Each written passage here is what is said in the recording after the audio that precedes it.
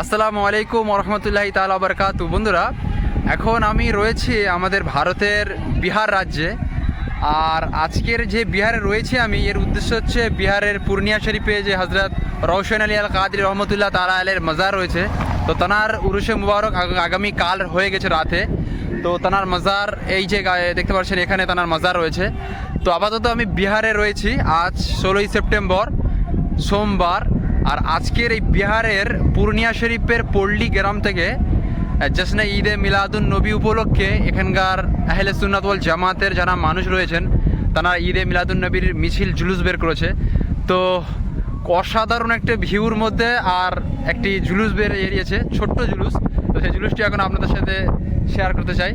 তো চলুন আপনাদেরকে এই জুলুসটি দেখায়। সামনেই হচ্ছে জুলুসে মোহাম্মদী বেরোচ্ছে এই বিহার রাজ্যেতে। তো এখানে অল্প কিছু আহলে সুন্নাত ওয়াল জামাত রয়েছে। তো একটি ছোট্ট জুলুসে মোহাম্মদী বেরিয়েছে। সামনেই হচ্ছে গিয়ে রওশনগঞ্জ দরবার শরীফ এটি, আর তারই পাশ থেকে এখান থেকে বেড়েছে।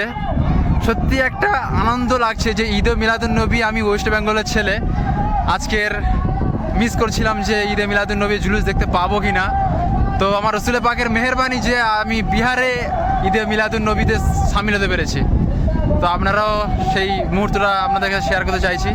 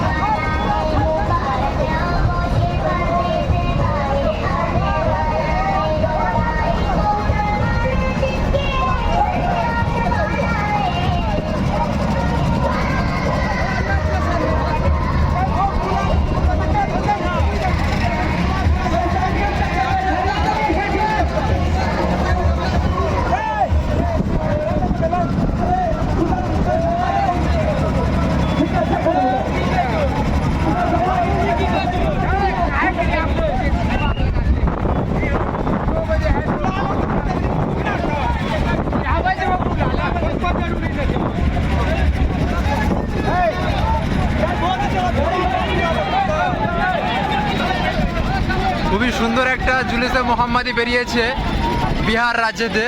তো এটি পূর্ণিয়া শরীফ এলাকা। সাউন্ডটা লাউড আসছে, ওর জন্য সাউন্ড জোরে বলতে হচ্ছে ভাই। আর সামনে হচ্ছে রওশনগঞ্জ দরবার শরীফ। আর ঈদে মিলাদুন নবী উপলক্ষে এই পূর্ণিয়া শরীফ পল্লী গ্রাম থেকে একটি জুলুসে মোহাম্মদী বেরিয়েছে। তো খুবই মিস করছিলাম, ভাবছিলাম যে 2024 সালে হয়তো ঈদে মিলাদুন নবী না পেতে পারি। তো রসুল পাকের কারাম হলো, তো ঈদে মিলাদুন নবী পেয়েছি। তার জন্য আমার রসুলের দরবারে লাখো কোটি শুকরিয়া।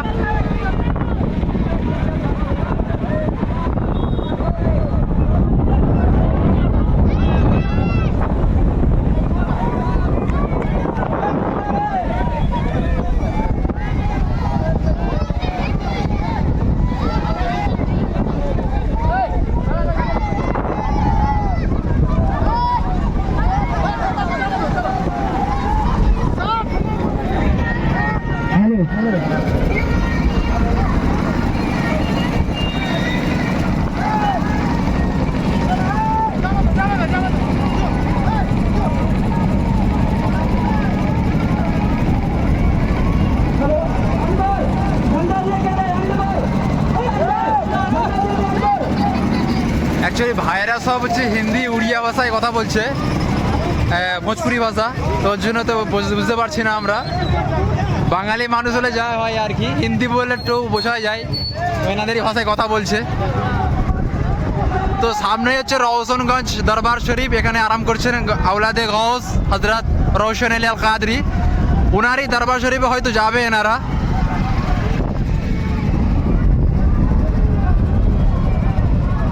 মাশাআল্লাহ, খুবই সুন্দর লাগছে। এখান থেকে আরও একটা নাকি দল বেরোবে, ওপারে একটা কোন বাজার আছে, সেই বাজার দিয়ে দল বেরোবে। তা দুটো দল একসাথে মিক্সড হবে, মানে দুটো কাফেলা। তো মাশাআল্লাহ খুবই সুন্দর একটা মুহূর্ত। আহলে সুন্নাত ওয়াল জামাতের যে আমরা অন্তর্ভুক্ত আছি তার জন্য আমার রসুলের কাছে অনেক অনেক শুকরিয়া যে তানারই গোলাম উম্মত হতে পেরেছি, এটাই অনেক যথেষ্ট। তো খুবই মিস করছিলাম আজকের ঈদে মিলাদুন্নবী, খুবই মিস করছিলাম। নসিব দেখুন আমার যে আমি ঈদে মিলাদুন্নবী মানে পেয়েছি এবছর। এখানে অপেক্ষা করছে আরেকটা নাকি দল আসবে, আরেকটা জুলুসে বেরোবে ওখান দিয়ে একটা গ্রাম দিয়ে, তার জন্য হয়তো অপেক্ষা করছে এনারা।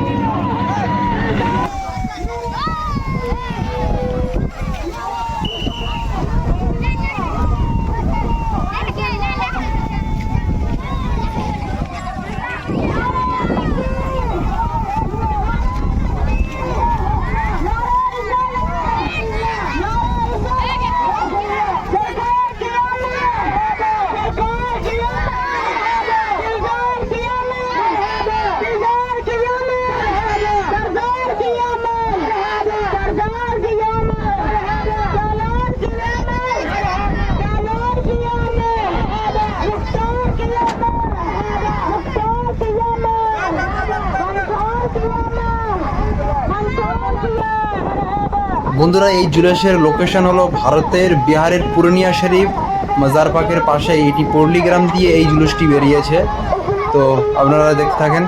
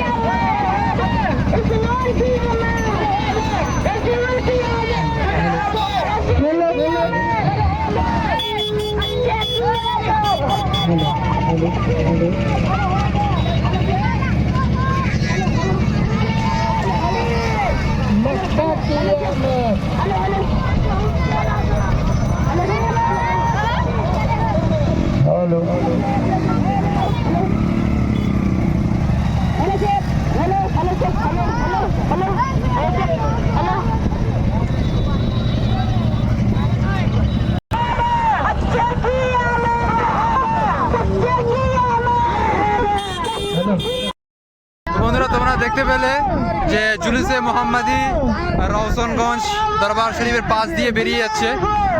আমার পিছনে 4 নম্বর দরবার শরীফ খানকা পাক রয়েছে, আর এই পাশে রয়েছে মাজারে মুবারক।